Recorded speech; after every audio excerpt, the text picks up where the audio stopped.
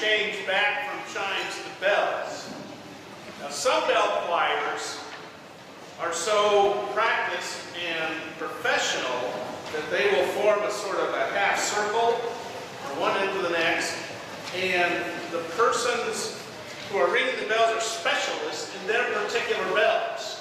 They always ring the same bells no matter what song they're playing.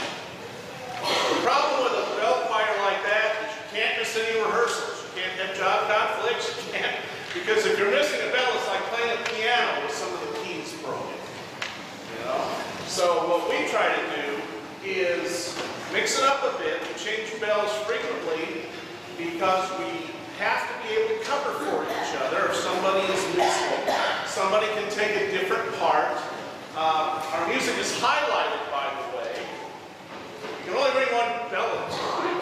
Well, sometimes you can do more than one if you can. But you have your notes highlighted so that we know, if you trade off music, which notes that person is responsible for that particular song.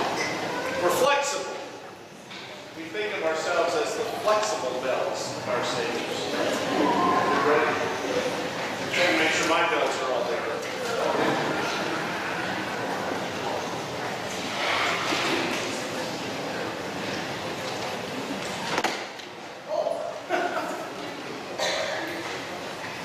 The bell choir director asked me to mention that the first number you heard, in which we walked, it could be the marching bells of our cities, was appropriately named Processional Jubilee.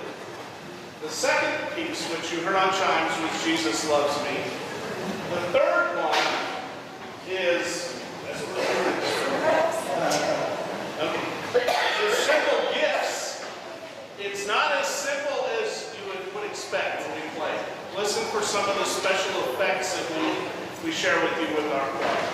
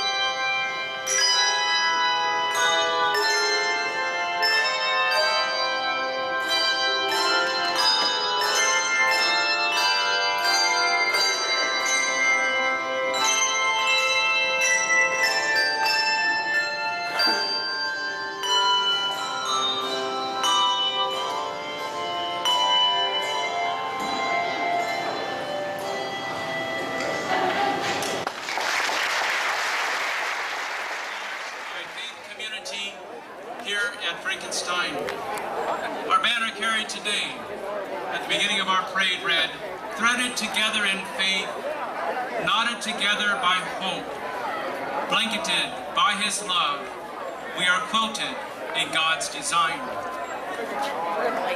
It's a great proud moment to be the pastor here at this great mark of history of many, many things.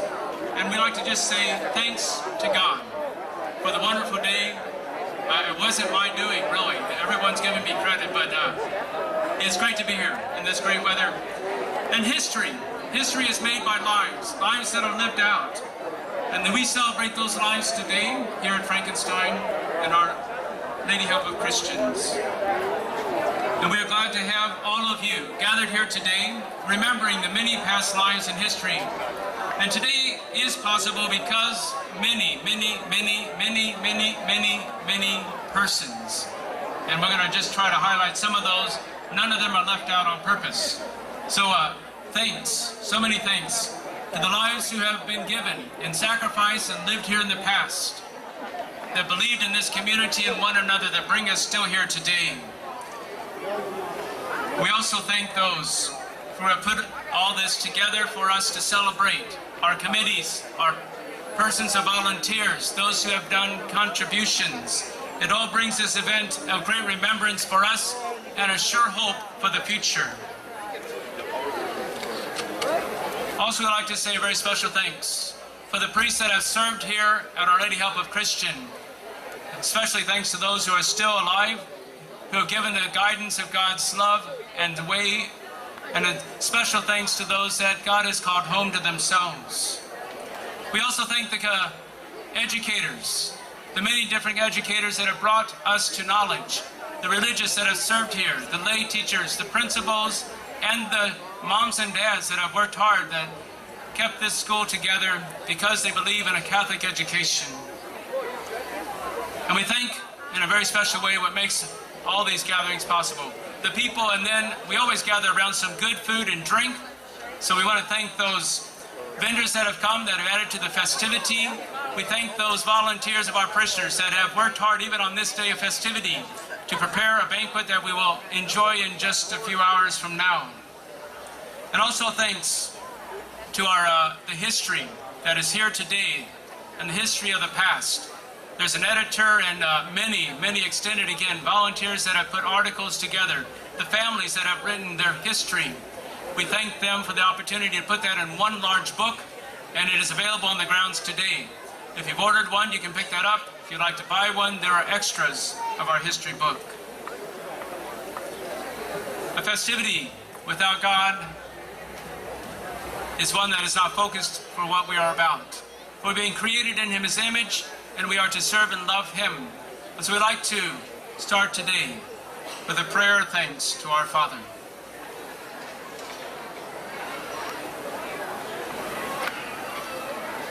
Gracious Father, Creator of all things, we gather today in humble service and thanksgiving for all that you have given to us. You have brought many together to know your love because of their willingness to share it with one another. And we have walked together as a community, as a village. And we thank you for the joys that you have brought us and your help in the tragedies and sorrows we have experienced. We thank you for the helping hand and care of others that expresses your love each day. We also want to thank you for all that have gathered here. May their travels continue to be safe as they venture later on from this place. We thank the parishioners of today because of their care for you and serving and bringing your good news to the world, continuing to allow this great church of yours to thrive and grow here in Frankenstein, Missouri. We ask our Blessed Lady to continue to pray with us and for us, especially Our Lady Help of Christians, that we may be an image of your love and care in a motherly way to all in this community, and that your love with the Father's love continue to shower upon all throughout time. Bless this parish and this community for the many years ahead, that our service will be in your name, now and forever. Amen. Is the rosary here? Please stand first.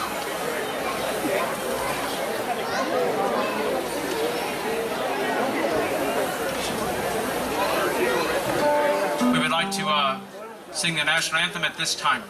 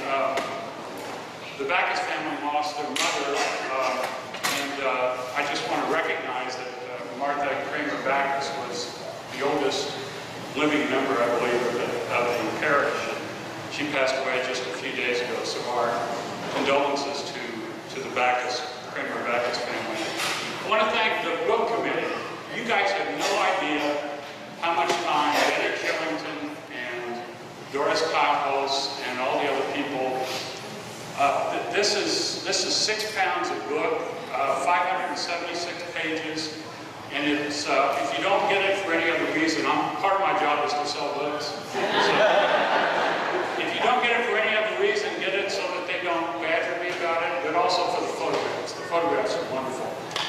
So,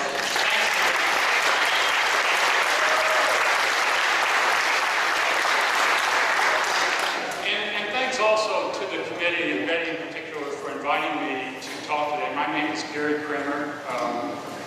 My roots are pretty deep here. Those of us who call this place Frankenstein home, we've always thought of it as a special place. It's a place whose history is inseparable from the history of this church and this parish.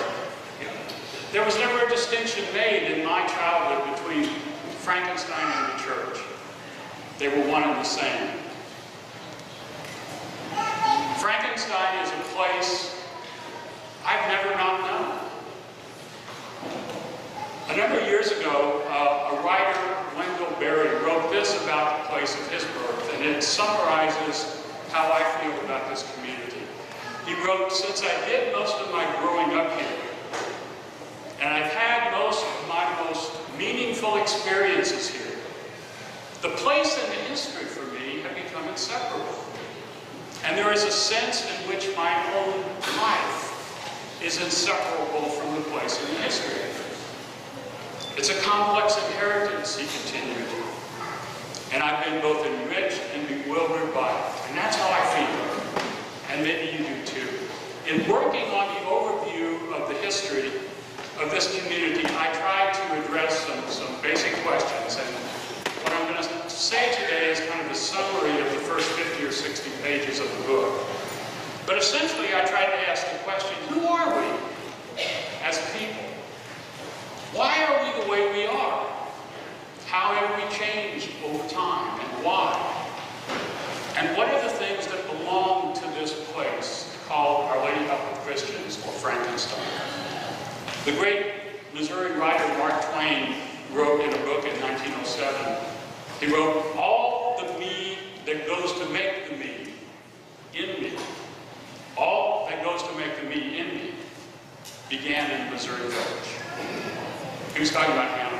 I'm talking about Frankenstein. So I want to begin with this image, which is actually one of my favorites in the whole book. And many people in here went to school in this building, which was originally built as the church and the school. I'll come back to that in a minute. But I want to express my gratitude for being in this church, because as a kid, I spent an incredible amount of time in this church. And a lot of it had to do with this person, Sister Oringa. Now, this isn't the greatest picture, but you know what? One of the things, the reason I wanted to show you this is she's smiling. And that didn't happen very often. But the nuns had a tremendous influence on us. You know, they were, pardon me for saying, they were tough. You know, when there was a lot of discussion about getting information out of terrorists in Abu Ghraib, I thought, just bring the nuns in, they'll find it. But they were very human too. And one of the things you'll do when you look at this book and you read the pictures, or read the book and look at the pictures, is you'll have memories. And this image evoked a memory in me. In 1960, many of you who know me know I'm a baseball freak, fan. In 1960, the New York Yankees were playing the Pittsburgh Pirates in the World Series. And in the bottom of the seventh inning, the bottom of the ninth inning, in the last game, the seventh inning, Bill Mazeroski, the second baseman for the Pirates, hit a home run. Yankees were defeated. Pirates won. And of course, I didn't text my best friend Tim Sampson. I had to run down to his house to see what Mazeroski did. And so we were thrilled. And that afternoon, we had 40 hours devotion here. And so I come walking up the back here because I always had to serve Mass, being one of the town kids. Freddie Kramer used to call me a city slicker. And so I come up to the back of the church here, and there's Sister Oringa with a smile on her face. And I made some comment about it was a beautiful fall day. Sister, beautiful day, sun shining. And she said, "Yeah, but it's not shining anywhere as brightly as it is in Pittsburgh." She was a terrific Pittsburgh Pirates fan. Most people didn't know that. The other person, let me just say also that, let's look at the next picture. This is 50 years ago, on the Centennial. And I show you this because, again, I spent so much time in this church serving Mass. My best friend Tim Sampson to my right, this is me right here. Jim Yeager's on there. Bob Kramer, you're on there. I saw you come in a while ago. Danny Pieballs, Richard Backus, James Newton in the back. Father Lorenz, of course. But we were taught to serve Mass by Sister Oringa. And in those pre-Vatican days, it was in Latin. And so, okay, here's a test. For all the old Mass servers who go back to the pre-Vatican 2 days, I say, "Intro Evo Adultari Dei," and you say, "All right."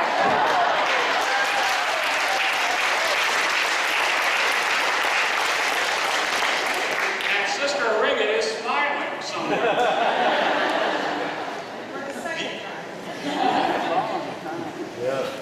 The second person who put me in this church a lot was Father Lorenz.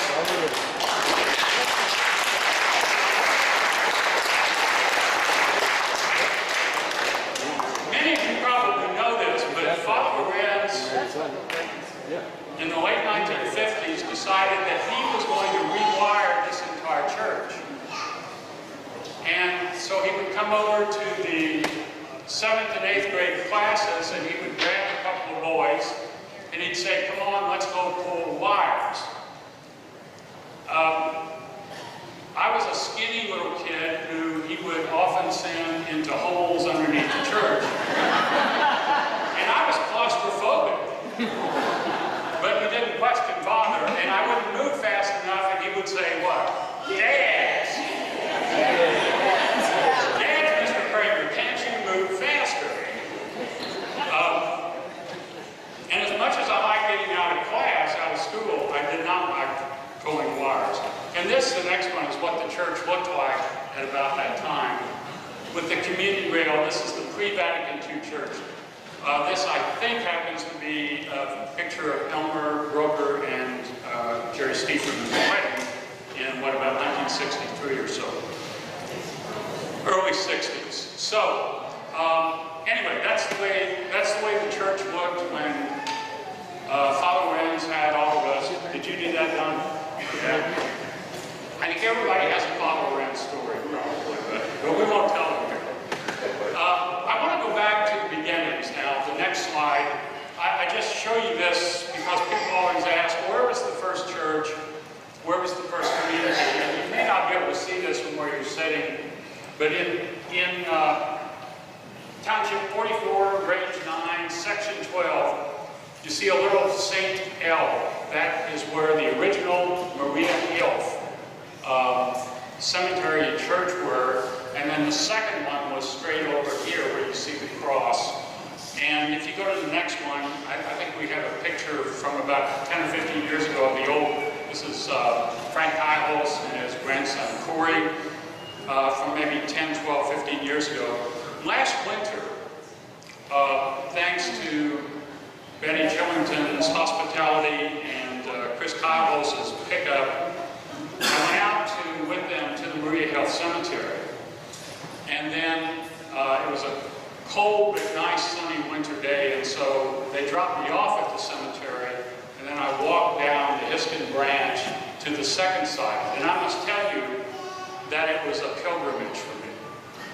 It really was, because I know that my family, I didn't know most of these people. The lady in the woman in the middle was my great-grandmother, whose husband died in his early 40s when she was pregnant with her youngest child, Adolf Kramer, Ferdy's dad, Wilfred Kramer's dad. And my grandfather here on the left, but I never met most of these people.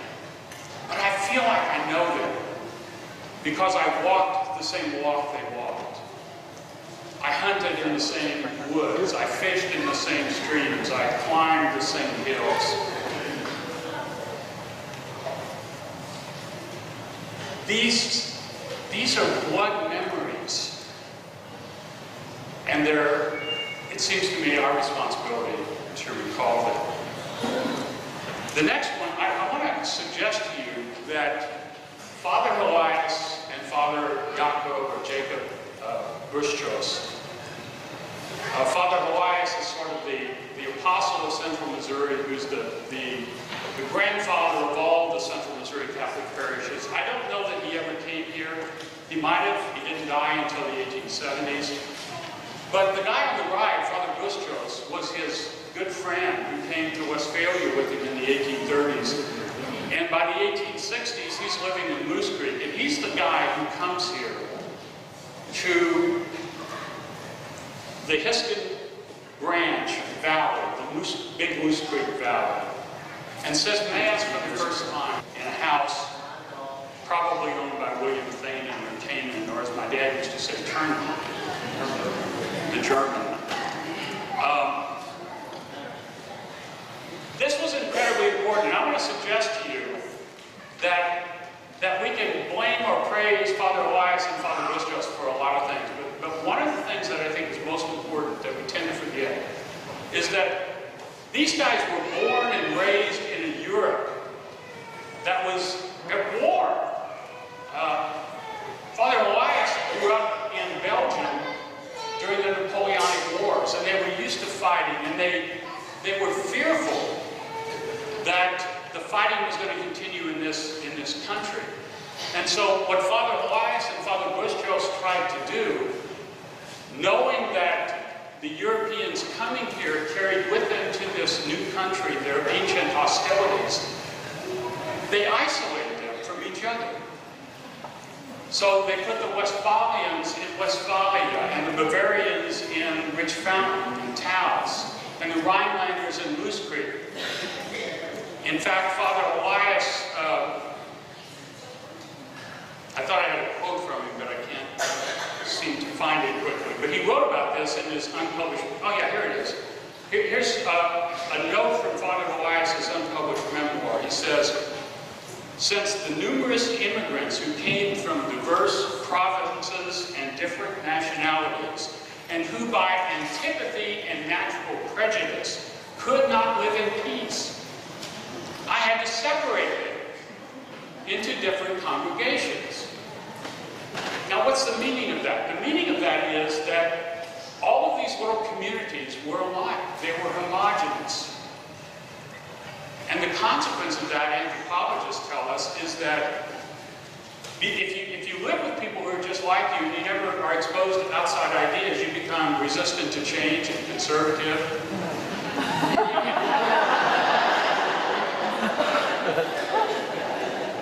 Or as my dad used to say, you can always tell a German, you just can't tell him much. For the secessionist candidate, James Breckinridge, or John Breckinridge. Just as well, I'll come back to that in a minute. Okay, so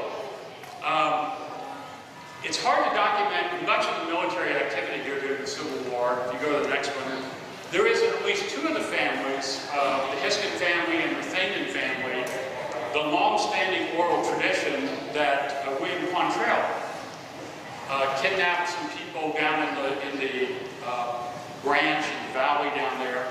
And a lot of men served 3-month and 6-month duty guarding bridges like the one over the Big Moose Creek down at Isbeth.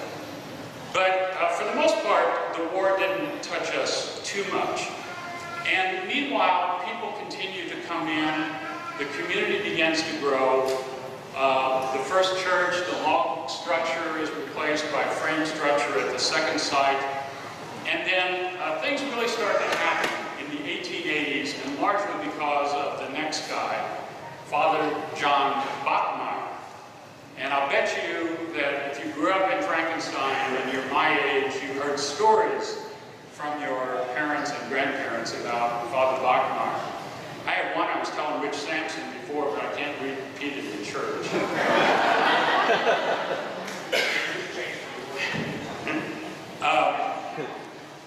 One of the things that Father Bachmeier realized was that the town, that there needed to be a better place, a more visible location. And we got a little girl looking for her mom. Sorry. Thank you. Sorry. No, it's okay. Frankenstein's always been a family friend.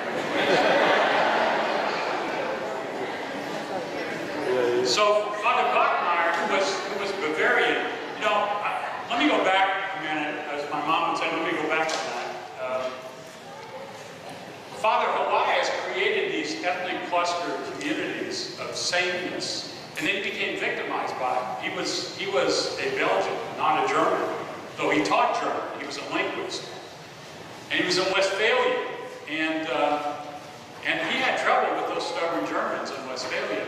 And so finally, he got frustrated, and he decided to leave Westphalia and to go to Taos, where there was a colony of Belgians, his own people. But he couldn't resist taking a shot at them. And like Martin Luther, he tacked a note on the door of the church of Westphalia in Latin, a rough translation. I should have told you too, he really wanted to come to America initially to be a missionary to the Indians, but by the time he got to Missouri, all the Indians were gone. So he tacks this note on the door of the church of Westphalia that says, why would anyone seeking frustration go to live among the Indians? Let him come to Westphalia.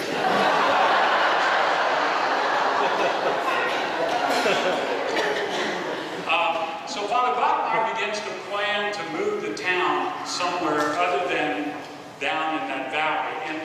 19th century, the perception of valleys was that it was much more disease-ridden. And the healthy place to live was up on a hill where the air was better. That's why a lot of even 19th century houses had second floor sleeping porches, because the air was supposed to be healthier on the second floor. So Father Bachmeyer begins to plan a new community, but there's a schism in the parish about whether it should be here in the middle of a forest or down at Lewistown, where there's already a town. And so many people wanted to go to Lewistown, and eventually Father Bachmeyer won that argument. I think he won every argument he was ever involved in. And so he starts building this, Betty, the next one, if you would.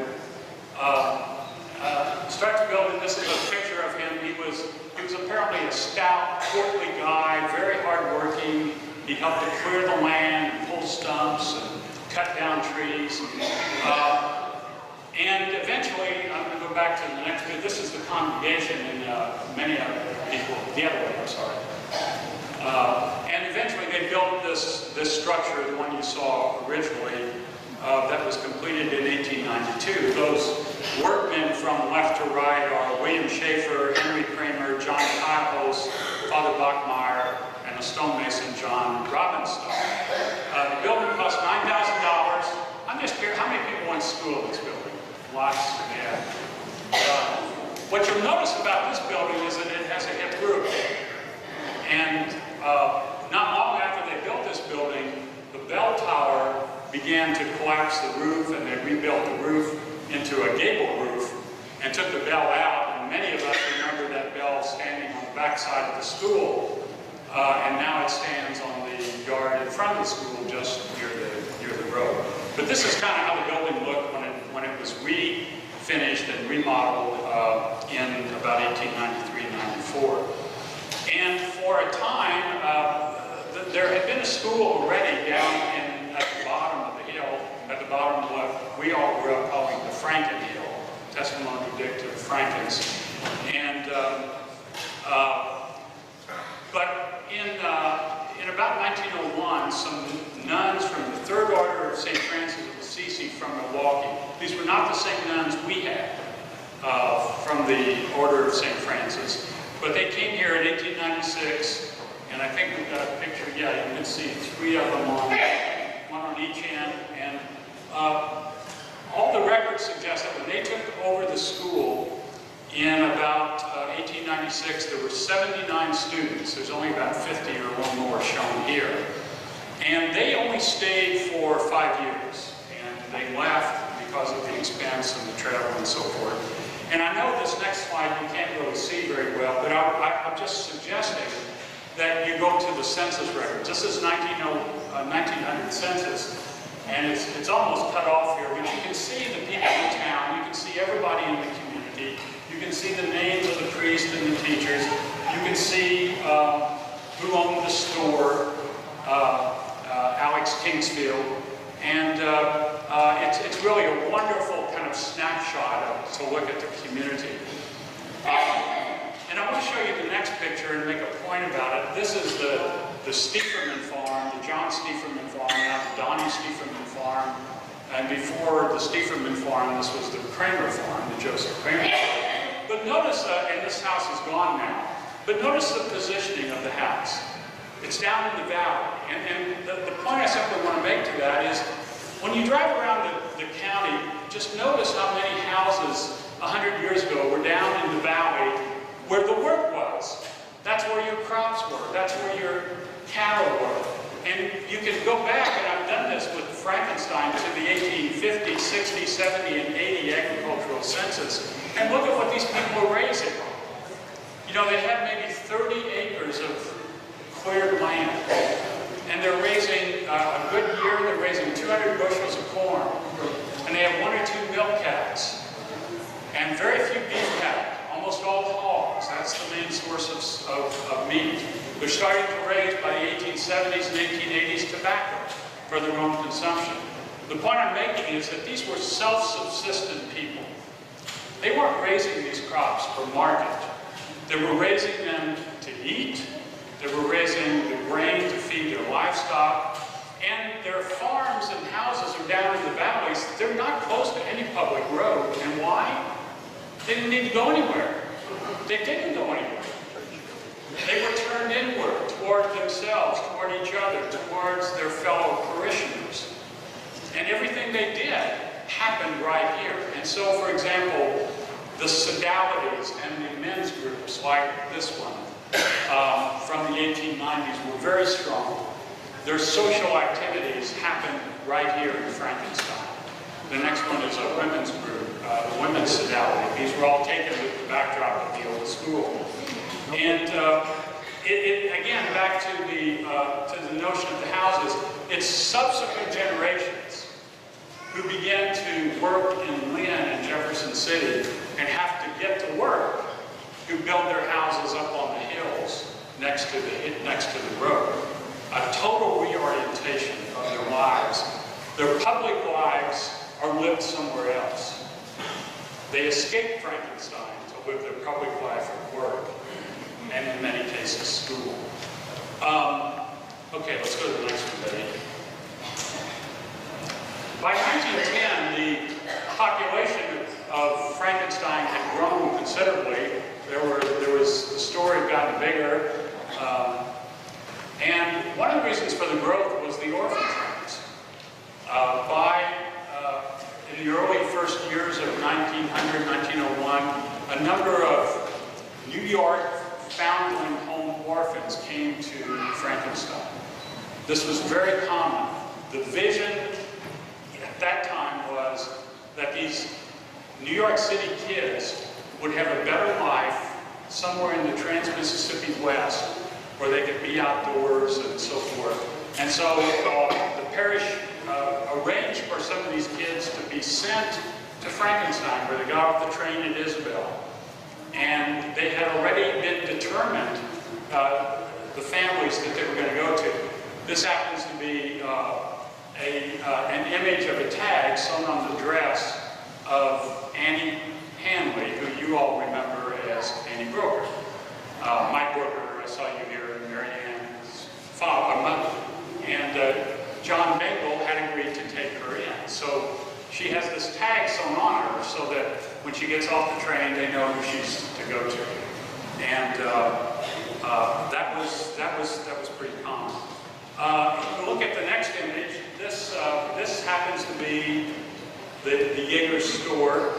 This picture taken on September 2nd, 1913, when William and Frances Jaeger take over the store from Alex Kingston. And this is actually the building that many of us remember quite well. This building had originally been the rectory and the school down at the Second Maria Hill site at the bottom of the hill at the Franken Hill. It had been moved to town in the 1890s. And of course the store was then, and I'll come back to it in a minute, was for generations one of the most important institutions in the community. It always struck me as interesting that when you said the store, nobody asked you what you meant. Everybody knew what the store was. The longest tenured priest here was Father Nichols, who served 2 terms, 1913 to 32 and 36 to 43. And it was he who envisioned building this building, the church that we're in. He thought the other church was inadequate. One thing I should have told you when I talked about the old church and the old school, the church was upstairs. And the stairway was positioned, according to multiple testimonies, so that Father Bachmeier could see who came into church from the sacristy. And I actually interviewed a woman who grew up in the Sampson house. I interviewed her when she was 106 years old, about 10 years ago. And she confirmed that. She said that when she was a kid, if you came to church late, Father Bachmeier would make you stay and pray the rosary after church. So anyway, Father Nicholas wants to build a new church, but when he comes here, World War I is about to start. And so that delayed the process, though he did persuade numerous parishioners to take out liberty bonds in the name of the church. And after the war, those were cashed, and that became the nucleus for the funds for building the church. The new church was built. It is a testimony to the craftsmanship of the workmen in this community, to the stonemason, Tony Gabelsberger, Don's great-grandfather, to Henry Kramer. Part of my patrimony growing up was people always told me, "You're Henry Kramer's grandson, can't you do something?" Apparently not. Norman Yeager used to stop me at the back door coming into church every time I saw him. He would regale me with stories about Henry Kramer's carpentry, but alas, I couldn't go anything. But the church was built at a cost of $30,000. I saw Jerry Voss here earlier, and I don't know if she's still here, but Jerry, your newspaper, the Terrified Democrat, wrote an article when this church was dedicated in 1923 and talked about it as a showcase for the entire county. And it was, and it still is. I want you to take a look at the next image, because this is the interior. And look how stark and barren it is. And it was that way for 20 years. This church was not decorated. And in fact, in the early 1920s, there was a period when these kind of churches, the so-called Romanesque design, were much more Spartan and less highly decorated than the old Gothic churches like the one in Westphalia. But I think it's interesting that we didn't decorate this church until we had the money. And we waited 20 years. And so finally in the 1940s, we got much of the painting and the statuary and so forth. The old school, the next one, the old school, when this church was built in 1923, the old school became a school. It ceased to be a combination church and school, it became a school. And one of the very interesting things that happened, and I think this was a shrewd move on Father Nicholas's part, he got the county to take the school over. So that in 1923, the school became a public school, which meant that with a begging of forgiveness to the Protestants who had to help foot the bill, the nuns got paid salaries by the county. And the parish actually got rent from the county for providing the space. And even though it was a public school, it was run by Catholic nuns. And that went on for quite some time. The other thing that happened as a consequence of the building of the school, or the church, was that there was a lot of activity here in Frankenstein. And the consequence of that was that Henry and Bertha Mawson and their son Paul moved to Jefferson City to Frankenstein from their farm out in the Wind Creek Valley, where the Grounders now live. And they opened up, and I mean, this is probably the one big discovery I made that I didn't know. They opened up the Frankenstein Hotel. Did you know that it was called the Frankenstein Hotel? And they really did this to capitalize on all the workmen who were working in town in the building of the church. Here you see Henry and Bertha's son Paul, who of course operated that store with his family into the 1960s. Not to stop there in building, the next one, Father Nicholas decided in 1927-28 to build a new rectory, a priest house, which you will remember as the old convent that stood right over here. Going back, when the nuns first came here at the turn of the 20th century, they actually lived in the school. They lived there for quite some time, and then later they moved into a house across the street from the school, which I'll show you. But Father Nicholas had this building built in 1927-28. He had a number of family members living with him. This is a picture taken in front of it on the occasion of the silver anniversary, 25th anniversary of his priesthood. The Great Depression, I should show you the next image. This is an image of the Kingsfield family. So this would be Joseph Kingsfield and Margaret. So this is the Joseph that many of us remember as dad and mom.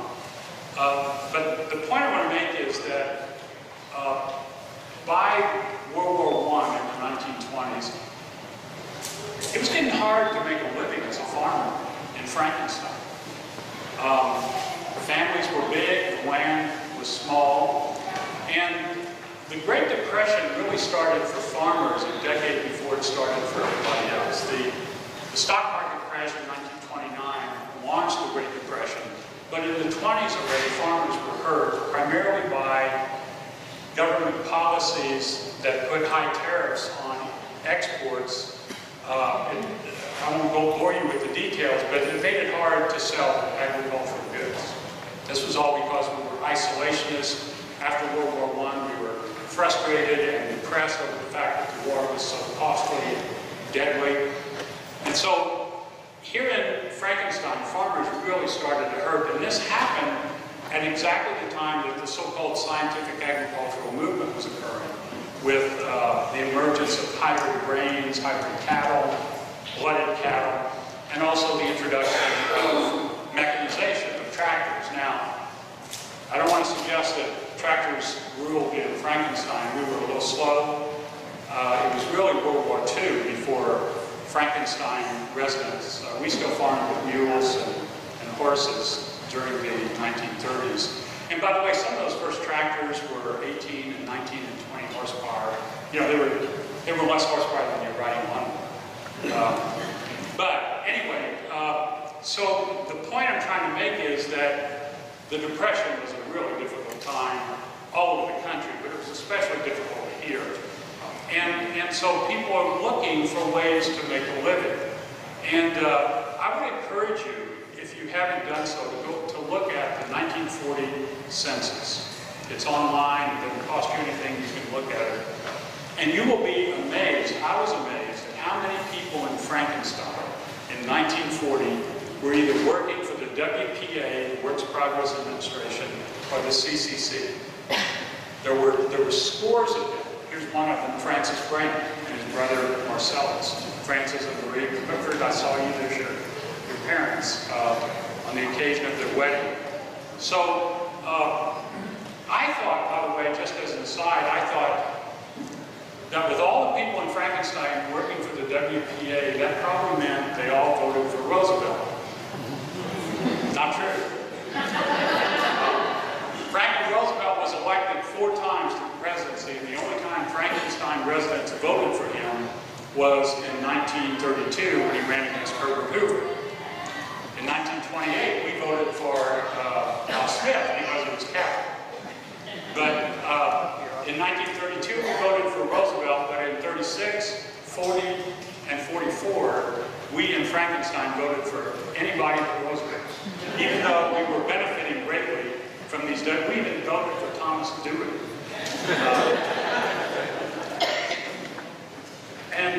By the way, the first time I saw a television in a school was in January 1960 when Sister Orinda brought a television in so we could all watch John Kennedy's inaugural presidential address. And not surprisingly, Frankenstein residents voted for Kennedy. Again, the Catholic vote. So sometimes we voted for women. Let's see, where was I? The next picture, Sister Adelaide. How many people in here had Sister Adelaide? There's a bunch. She came here in the late 30s, early 40s, and one of the things she was appalled by was the paucity of the lunches, including so many which she referred to as marred sandwiches. And so she led the effort to create to get a WPA school lunch program. And there was actually a WPA garden on the John Stieferman farm. And the produce was used to feed kids, and the first cook was Betty, the next one. Betty?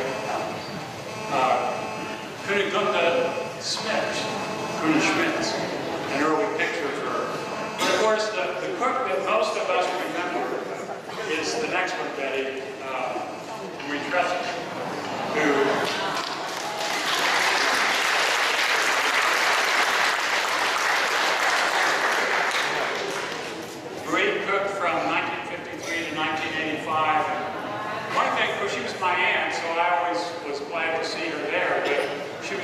also a great co-conspirator in a variety of things. When Sister Ringo would stand, you remember this? She would stand and make sure you ate everything, right as you emptied your plates. And so Marie was adept at kind of coming by with her apron, and if she saw a kid who had something they just couldn't eat, like liver, she just kind of whisked it off the plate, and so that endeared her to generations of students. Back to the Depression, go to the next one. One of the ways in which many Frankenstein residents survived the Depression was by sending their young daughters to cities to get jobs during the Depression. And one of those places many women ended up was at the Nellie Dawn clothing factory in Kansas City. And I don't know if you can see from where you're sitting, but the bookends on this picture are two people who we all remember as the Broker Girls, who were the sisters of John Broker. This would have been Louise and Margaret. This is 1937. But many of them, after the Depression, came back home and did not stay in the city.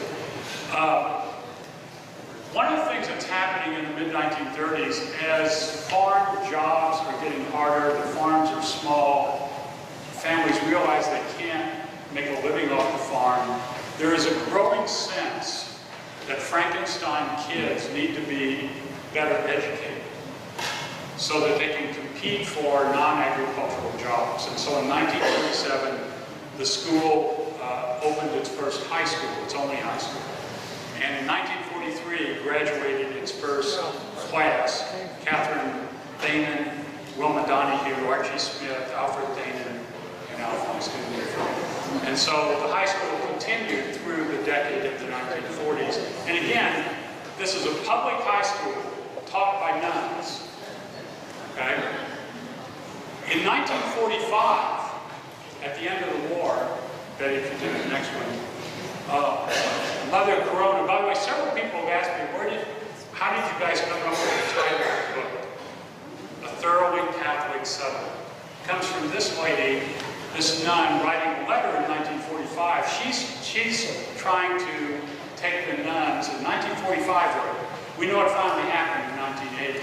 But in 1945, she writes to then the pastor, Father Rost, and says, we're going to take the nuns out of Frankenstein. And she writes to a Mother Superior in Chillicothe, trying to recruit other nuns to come here. And in her description of Frankenstein, she describes it in a letter as, quote, a thoroughly Catholic settlement, which is where the title of the book comes from. So Sister Adelaide, or Mother Corona, begins to talk about getting rid of the nuns.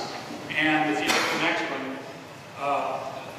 about that time, actually go too far. Go off to the next one. The other way. Oops. Let's find Father Ross.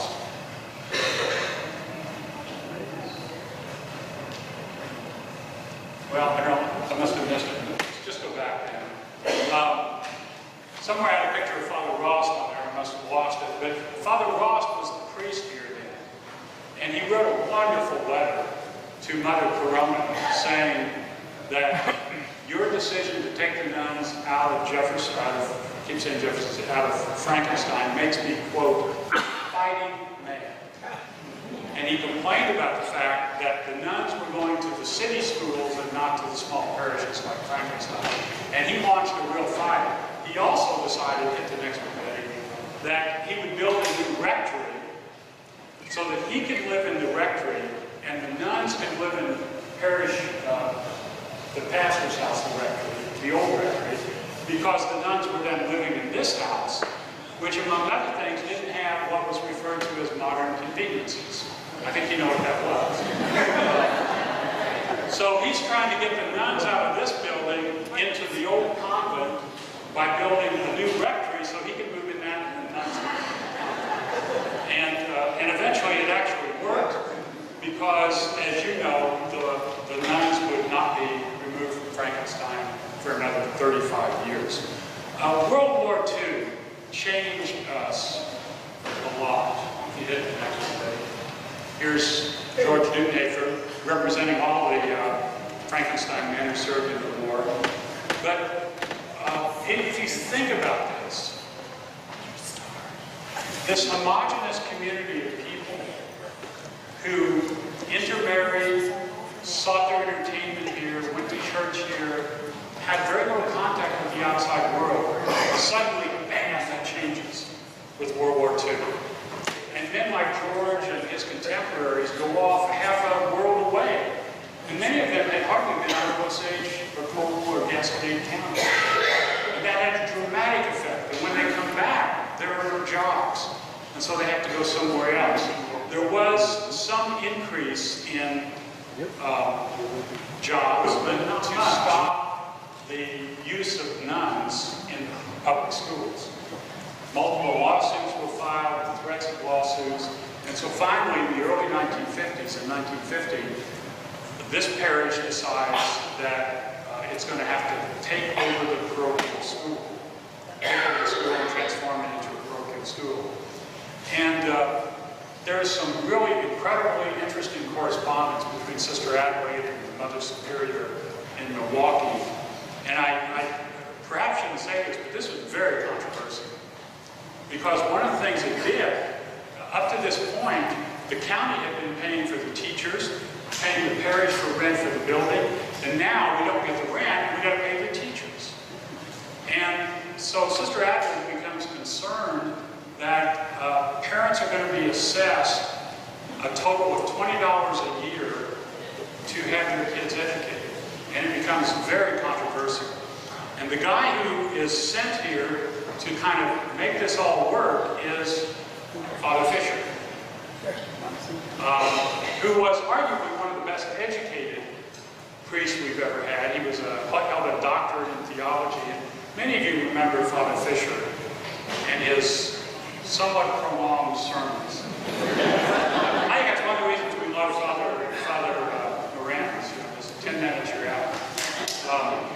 But anyway, Monsignor Fisher is, I remember him as the priest who, in his clerical garb, paced up and down the sidewalk reading his breviary with this little black dog named Wilbur trailing him. Y'all remember Wilbur? Father Lorenz got stuck with that dog. And he used to refer to it as that sick dog. Father Lorenz.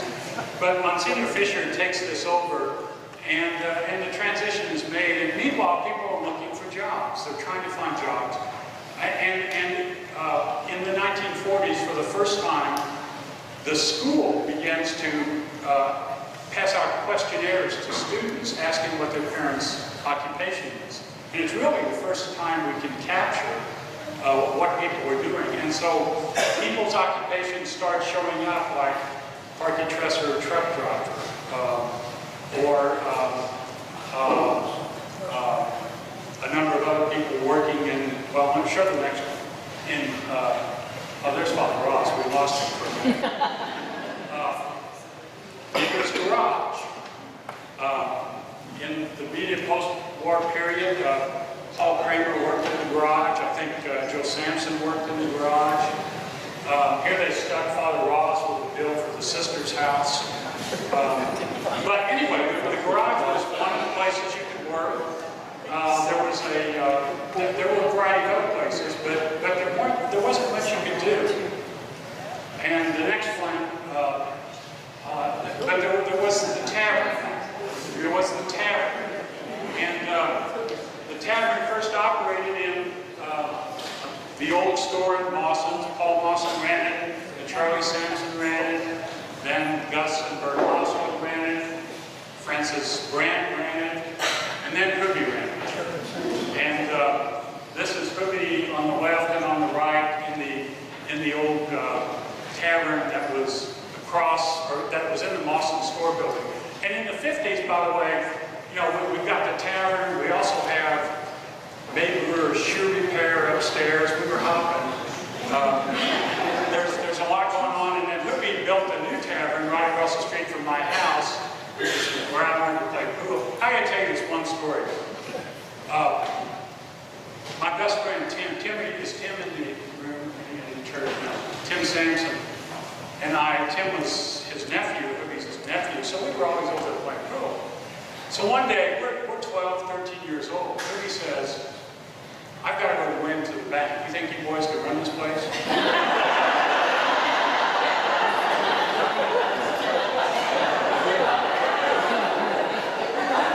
No problem. So Tim and I ran the tavern, and we sold people beer for $1, and then somebody came in and wanted a hamburger, so we fired up the grill in the back, and it was a different world. The other thing that happened that's really significant during and after World War II, this isn't a very clear picture, but women began to go to work outside the home. And the most popular place for Frankenstein women to go was what everybody called simply the factory, which was the old championing canvas workers and then later making men's clothing. But a lot of Frankenstein women are on this picture, and a lot of Frankenstein women work there. So multiple things are happening here. One is, after World War II, more and more people are having to go to work away from the farm. The second thing that's happening is that women, especially married women, start working outside the home. And the third thing that happens is that the way we do agriculture fundamentally changes. Heretofore, we had been primarily a row crop, cattle, and hog producing people. But in the late 1940s, we take up poultry producing. First chickens, and then turkeys. Led, I would argue, by the pioneer poultry producers, Norman and Laverne Yeagers.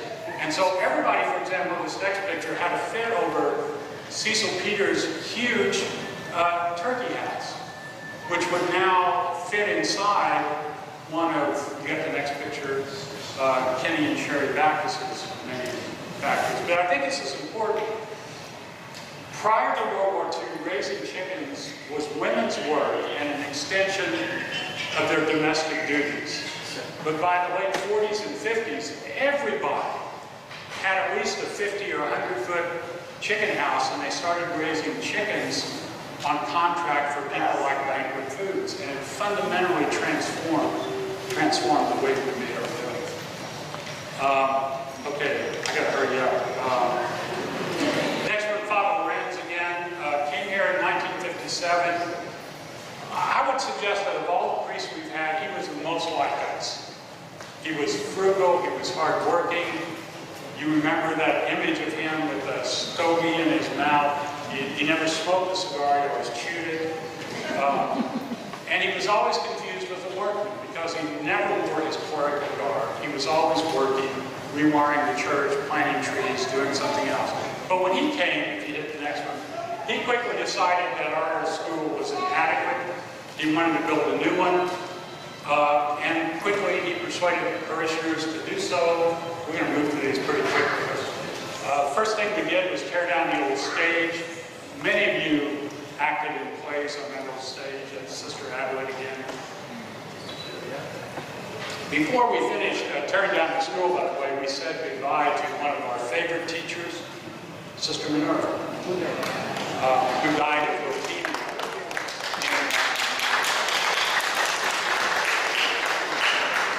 She died on March 20th, 1963, after, I think she died within just a day or two after teaching her last class.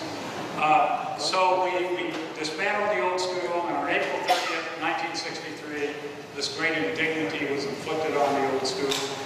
And, you know, it was interesting because there were people told me, you know, it's going to take a lot to knock that school down. Our grandparents built it. We know what kind of builders they were. But it did come down, and a new school was built. This is how it looked originally before the roof line was changed. And the work crew next, Jim Keever, Alex Kramer was the oldest parishioner at the time who worked on the original school, so he showed up to work on this one. Linus Keever, John Kingsfield, parishioners, but all the parishioners put in a lot of time, energy, money, resources into this building. I think probably the most traumatic thing that's occurred in this community in my lifetime was the next one, the burning of the store. The burning of the store, December 29th, 1984. And if you'd hit the next one, this was, I think the whole community grieved with Laverne and Norman and Wilma Glavin and Paul Kramer. But by that time, we were a very different community. You know, one of the things I didn't mention that changed us dramatically was the paving of the roads. In the mid-1950s, when the roads were blacktop, and suddenly you could get from Frankenstein to Lynn to Highway 50 in maybe 12 or 15 minutes as opposed to a half hour. It made an incredible difference in where we were able and willing to work. But I still, I made a purchase at the store because it was just a few days before Christmas, at Christmas time, and like many of you, I'm sure most of us, when we got word the store was burning, we all came down here. So I'm just about done. I know you're wondering, is he ever going to finish? Let's show a couple pictures of the church, and one more, and then one more, and just a concluding thought. The most persistent, unchanging feature of our community is this magnificent church. You can see this roof for miles around. Built nearly a century ago, this church stands today as a silent reminder of the richness of our parish and our community's history.